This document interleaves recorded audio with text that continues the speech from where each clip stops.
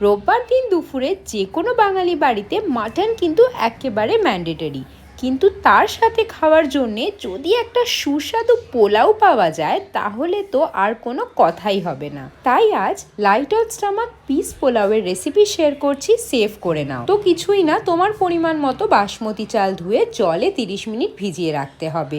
তারই মধ্যে কিছু মটরশুঁটি ছাড়িয়ে নিতে হবে।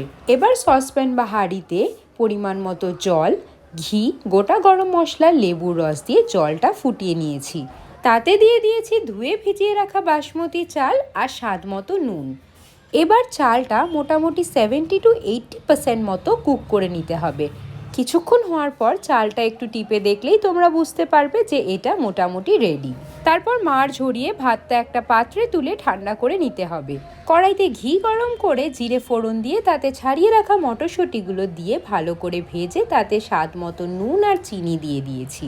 2 মিনিট মতো রান্না করে তাতে রেডি করে রাখা ভাত মিশিয়ে দিতে হবে। ভাতটা কিন্তু অল্প ব্যাচেসে মেশালেই বেশ ঝরঝরে হবে, পুরোটা একবারে মেশাতে গেলে ভেঙেও যেতে পারে। 5 থেকে 6 মিনিট হালকা হাতে পোলাও নেড়ে মাটনের সাথে পরিবেশন করলে কিন্তু জাস্ট জমে যাবে।